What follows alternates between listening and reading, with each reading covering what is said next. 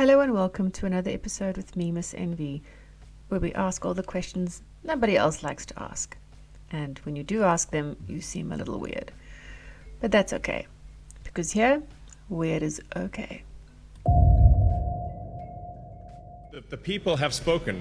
The people want change. Yay, finally, the time for change has come. Finally, the economy will be in the hands of the super wealthy who were born to privilege so they can shape the world according to their pro-corporate, pro-big business, pro-pharmaceutical industrial complex, military industrial complex, prison industrial complex, food industrial complex, oil industrial complex agenda. Is it me, or does this change sound like a more overt, aggressively authoritarian version of what we already have? Yeah, good question. Is this just a case of change in management? When is the average guy at the bottom of the pyramid going to get a chance to make the decisions? Sound up for the next one. My first piece of advice to you is let's take care of our mental and physical health first before we embark upon what is going to be a journey to rebuild these communities back and rebuild them better than they were when we started this fire.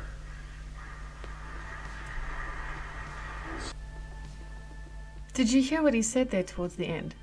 When we started these fires. Maybe Freud was onto something.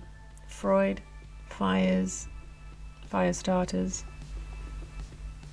I gave a speech at Georgetown 5 years ago about the importance of protecting free expression, and I still believe this today. Of course, Zuckerberg is trying to rebrand himself as your pro-free speech buddy days before the TikTok ban goes into effect. Yeah, you know the TikTok ban where American citizens lose their ability to express speech freely on a platform? The TikTok ban that Meta spent lots of money lobbying to make sure actually happened? Hey everyone. Hey everyone. I founded Facebook because of my deeply held belief that I should be able to monopolize your access to speech on the internet, and I believe that to this day. Yes, I know, we look alike. I'm trying to play it off a little. He also went on Rogan's podcast and tried to absolve himself and Meta for their participation in active censorship, propaganda, and misinformation. These people from the Biden administration would call up our team and scream at them and curse. I didn't want to do it, you guys, but they yelled at me, and I'm just a helpless tech billionaire. I don't have any power. Now don't get it confused. Nobody's changing sides or switching loyalties. This is just a marketing campaign. They removed TikTok because they want American businesses to have complete global supremacy over the social media marketplace. So now they have to convince all the people being forced to leave TikTok to take their quite valuable business to someplace American. Now part of this marketing campaign is going to involve mainstream politicians and corporate media channels heavily criticizing what Meta is doing here. I think it's really shameful. Why is that, you ask? Because the narrative of TikTok is that it's a place of rebellion, where protests and boycotts are being started, where truths are being revealed, where people are being awakened, where support is being garnered for normally completely disregarded groups of people. Of course, it's not really the app that's doing that, right? It's the users on it. It's the way people use it. Essentially, people on this app are increasingly interested in challenging the status quo and standing up to authority, which means that having the authority and the establishment collectively speak out against Meta in a unified voice is probably the best marketing imaginable right now. Now, if you are an American and you don't want to lose access to my silly face, I invite you to go click the link in my bio. Scroll to the bottom of my link tree and you can find links to follow me on other platforms. I would particularly appreciate you following me on YouTube, as I would like to transition into making more long-form content. Also, because I repost my TikToks as YouTube Shorts, but their algorithm doesn't like me very much. I don't think I've ever gotten more than 5,000 views, so maybe we can fix that. Anyway, have a good day. Okay, so I want to ask you guys a question. When I hear about the TikTok ban, I think about the fact that the American public is now being banned from expressing themselves on a platform that allows them to do. And then I question the fact that the algorithm is controlled by the Chinese. Now, we're painted this picture that the Chinese and the Americans are in loggerheads with one another and have been for many years. But you know what? I compare the two, and it's very clear the Chinese are synonymous with communism. But then I think about how, at least when you're living in China, you are very aware of what the rules and regulations are, and the president there is pretty open about it. Hey, you live in a communist country, these are the rules. You either like it or you can get out or die. I'm not sure how strict they are there in terms of that. But in America, there's a lot of this First Amendment crap where they project to the rest of the world that freedom of speech is a big deal. And that's what they stand for, and it means a lot about them. It means a lot to them. Synonymous, right? You get the Chinese communism and you get the Americans free speech. As far as I'm concerned, no one's ever had freedom of speech. It's just been more controlled and disguised. America is always disguised the fact that their people don't really have a voice. And our TikTok has scratched that surface. And that's what's really peeing them off. Those are just my thoughts. So it's like 12:30 a.m. and part of my routine is to come out here every night and check the habitat. And right now I got Icknick over here in the big habitat by himself because it's breeding season, and I'm not gonna let him have puppies with his girlfriends this year. So I was petting on his head and I took off my gloves so I could scratch him better. And while I was scratching him, he's very sneaky. He's got a hold of one of my gloves now. He's not trying to take it very hard. We're just playing a gentle tug of war here. It just shows you. Now he's gonna start pulling and I'll probably lose my glove. But you could just see his disposition. He's a very sweet boy. And he's just sleepily trying to possess my glove hair. My Icknick.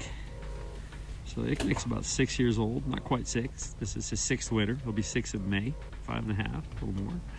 He's giving me a little snap. I honestly cannot watch any more of that. As having been, does that even make grammatical sense? I once was a game ranger. I worked with the big 5, elephant, lion, you name it. You don't interact with a wild animal like this. And if you do, your days are numbered, buddy, because wild animals have a set way of thinking. And yeah, you might be wrestling with that animal for a 5-minute period. It doesn't mean that switch within that animal, that wilderness switch, won't just go off. I don't like videos like this because it promotes folks from befriending wild animals when we should just leave them the F alone. So as lovely as that video is, God gave us cats. Can we just be grateful and move on?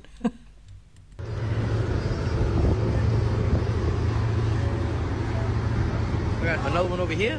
What are those?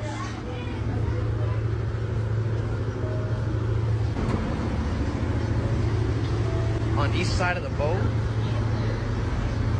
What are those trails called? What's something swimming fast underneath that water? Something swimming real fast underneath that water. I hear him. Where's he at? What the fuck is that noise, bro? What is that noise? Where are you? This is crazy. I heard it. I heard it. I hear it.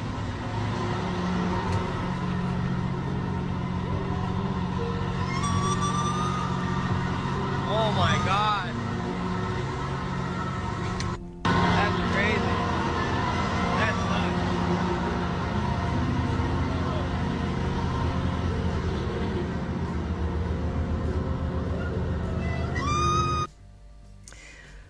Prior to those congressional hearings we heard about in America regarding the UAPs, I would have said meh to this kind of video. But now that information has leaked that aliens may actually originate from under the ocean or in the ocean, or you get what I'm saying. I'm now inclined to think that perhaps sirens have a particular job. Maybe they're existing for a good reason, to guard the oceans from folks like you and me from going there and checking things out and finding truths we shouldn't be finding out. There's some massive things happening right now in the spiritual realm. I know you see this up here. Have you been feeling like crap lately too? And this, we'll get to that in a minute. Because this right here is right now.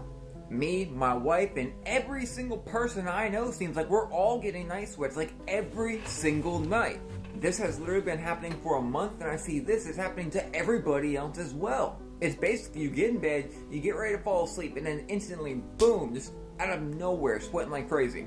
That and massive cold chills. And no, it's not any sickness, it's none of that, it's not the C word, which is what Google will try to say. Like, all of us have that now, apparently. And as we speak right now, the Shaw of the Serpent tongue just comes out with this image. Look, I don't believe a lot of the bullcrap they say, but I do believe these images. Because when they come out with these images and we have this shooting frequency, this crazy boost, I feel it. I get really zoned out, really tired, really foggy-headed, and massive night sweats. Now hear me, that's not the main culprit in these night sweats. I wish I could tell you what was doing this. But besides that, the main thing, we've had things like this popping up and happening all the time. And when that happens, it leads to these huge spikes. And in these huge spikes, we all feel like crap. So what's going on while these huge spikes are going on to make everybody feel awful? Think about it. Bye. Look, I like to think that the Schumann resonance has something to do with our ascendance or our ascending or our upgrading of sorts. Let's talk spiritual terms here. But considering the fact that there's been so much peculiar fog and peculiar snow in America right now, laced with sulfur and all sorts, I don't know. I'm under the impression folks in America are getting poisoned, and I reckon these guys are having night sweats for that reason. But I do, or would like to lean more towards the spiritual side of things. Those of you that don't know what the Schumann resonance is, go check it out. Spelled SCHUMA resonance. It's basically the heartbeat of Gaia, the heartbeat of Mother Earth, and it's being measured by some machine. I don't know the name right now. And you can go check it out at any time and see what the frequencies are like. And it's amazing how the frequencies go up and down as there's major political occurrences across the globe, especially America. I don't know if it's all connected, but I find it interesting though. I tend to glance at the Schumann resonance when things are a little bit out of sorts, and generally it speaks volumes. Alright guys, where do we see a fire? Because I do not see one. It is currently, look at my phone, January 10 at 1:10.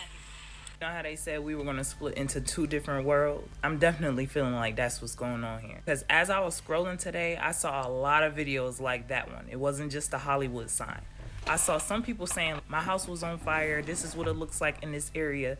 You keep scrolling and then you see other people saying, this is my house, this is my neighborhood, everything is fine. There's no fires. I'm talking about same street, y'all. So what the hell is going on? The split between worlds and timelines isn't just some metaphysical abstract theory. It's literally something we're seeing play out in real time. People living in the same place experiencing completely different reality. Like two frequencies trying to occupy the same space. They're not aligned. But I'm gonna break it down for y'all. The idea of jumping timelines is about vibrational alignment. You got one group of people tuned in to fear, chaos, and destruction, aka the fires, the hurricanes, shit like that. Let me say this. This is not to take away from the people who are experiencing this. I'm just trying to show the parallel between the two different worlds that we're seeing right now. The other group is tuned into a frequency of clarity, peace, and abundance. Two radio stations playing in the same room. It's like you can only hear the one you're tuned into even though they both there. Now let's say you in LA. You got group A that's scrolling their feed. They're seeing all the destruction, the fires, the chaos. People evacuating, the news headlines saying California is burned. The group B, same city, maybe even the same street. They out walking their dogs, posting videos, clear skies, all that. Both groups exist in the same 3D location. They're experiencing completely different versions of the same space. Why? Their consciousness is tapped into different timelines. When it comes to the Hollywood sign being on fire, I know a lot of people were saying that was AI generated, which it probably was. Even when that should make you wonder, we can't trust nothing that we see. And I do mean nothing. This is why I always tell y'all question everything. What you believe is what you will see. You constantly consuming fear-based content or feeding into these narratives, that's the timeline that you're going to be on. Gravitate towards a timeline that's your reality. I was talking to V tonight and she's in California as well, and she said that her son went down to his job, which is in LA, and there was nothing going on. It was business as usual. Now, I'm not just going off of what I see online. I'm talking about somebody that I know personally that lives in the city confirmed exactly what I'm talking about. Remember how I told you your emotions are your GPS? Fear and panic anchor you to a lower vibrational timeline. Gratitude, love, and trust lift you into a higher vibrational state. You definitely have to use your discernment when it comes to that trust. This is the level where you attract peace and clarity. But a lot of people plugged into the idea that reality is fixed. Some are waking up to the idea that their reality is malleable. Both are valid experiences, but they result in radically different timelines. Jumping timelines is about shifting your perceptions of reality. It's subtle, but the results are profound. You might wake up and see that things that felt heavy and chaotic in your life are suddenly not there anymore. Like you woke up a whole new person. Have you ever felt like that? Make sure you get in the comments and let me know. Or you might notice people around you behaving differently. They more loving, more caring, more kind. You just stop noticing negativity altogether. That's because you no longer vibrate at that frequency. Every day when you get up, say, I choose a timeline of peace, abundance, and clarity. I know words are spells, so we're going to use them to our advantage. Next, you want to detach from that fear. Limit your exposure to fear-based narrative. If you want a better reality, you have to feel it first. You can't wait for the world to change before you feel good. Change yourself. Everything else will follow. Not just LA or the fires. This shit is happening everywhere. Look at the world right now. Are people thriving in joy and love while others are stuck in despair? Split is real. Two worlds, same space, different vibe. Question at this point is, what timeline are you choosing to align with? Let's talk about it. Like I said, let me know your thoughts in the comments. Still sending peace, love, and encouragement to anybody that has experienced the fires in LA. Peace, love. Okay, so if you've been on any social media platform, whether it's Facebook, TikTok, Instagram, you might have come across the concept, or you already know, but some of you might not quite fully understand, that algorithm, the word algorithm, refers to how what you click on, what you linger on, what you allow your feed to sit on, gives feedback to the provider of that platform what you're interested in. And yeah, okay, there's also theories that they listen to us and they steal information from us in other ways. But the less invasive way of explaining this is the concept of an algorithm. That the algorithm learns what you like, and so it feeds you what resonates with what you like. And so this is a great analogy with regards to your life. You attract what you put out. At the end of the day, you emit an electromagnetic field at a radius of 9 meters. Magnetism. It's right there in the name, electromagnetic. What you put out is what you get back. So if you're constantly focusing on negative things that induce fear and anxiety, you're going to get it back. But if you're constantly correcting yourself and saying, no, I feel this, I feel that, I prefer this, I believe in this, I have faith in this, your words, your thoughts, and listen, it doesn't have to come out your mouth. It starts here in your mind. Your mind is a lot more powerful than you realize. So even if you're not saying it, remember, words they start here. So what you think is what you attract. And I don't think there has been a time ever like the one we have now in history where this is now more true. And these LA fires are a beautiful example of that. In nomine Patris et Filii.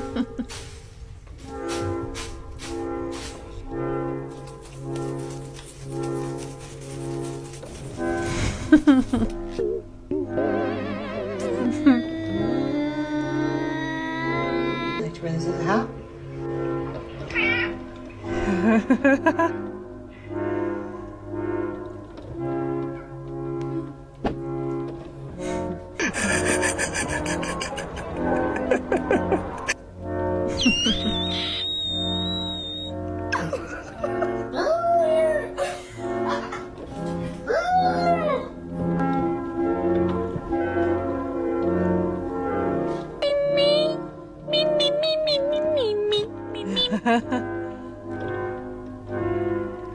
Nelson?